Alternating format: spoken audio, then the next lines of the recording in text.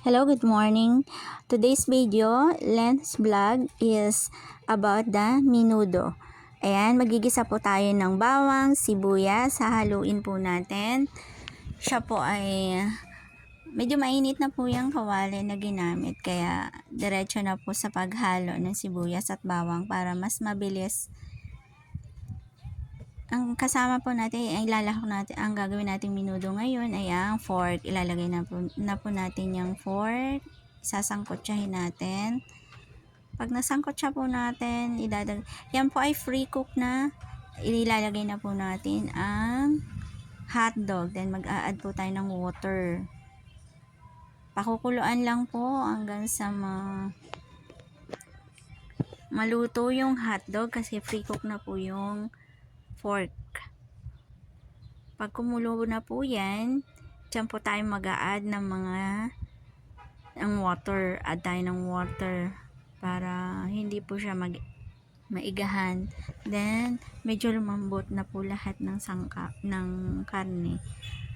Pag lumambot na po yung karne, tsaka po tayo mag-a-add ng mga sahog katulad ng mga carrot, repolyo. Pero bago yan, hahaluin po muna natin yan. Nag-add po tayo dyan ng asin. Tapos, mag-add po tayo ng paminta. Seasoning. Mag-add din po tayo ng seasoning para may lasa. Paminta. Dagdag po tayo ng paminta. Kaunti lang nilagay natin paminta. Kaya dagdag po tayo yan, seasoning. Bahala na kayo kung anong seasoning na ilalagay nyo. Optional naman yan. Bahala kayo kung anong gusto nyo.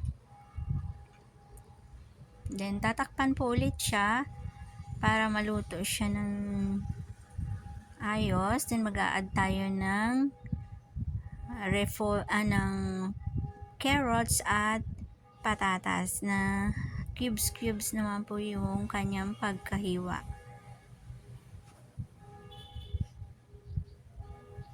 Then, mag-a-add po tayo ng aswete or kung anong pang menudo na ingredients ang gusto ninyo.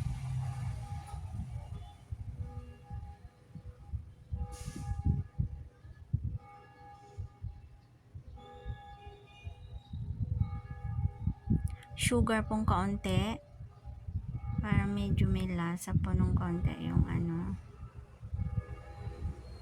haluin lang po. Then, takip po ulit. Magtatakip po ulit tayo dyan. Hindi na po ako gumamit ng green peas kasi hindi ako nakabili. Kaya, ang nilagay na lang ay carrots at patatas.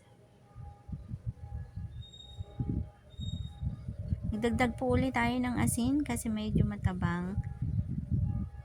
Then, lulutuin na po natin siya. Hahaluin lang po natin. Halo-halo. Para yung kanyang lasa ay magpantay.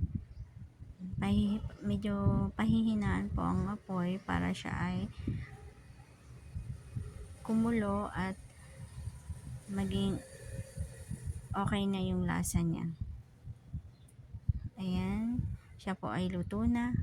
At ating titikman ngayon ang ating menudo. Yan. Menudo po yan pero ang nilagay lang namin hotdog at fork. Wala po siyang atay. Thank you for watching.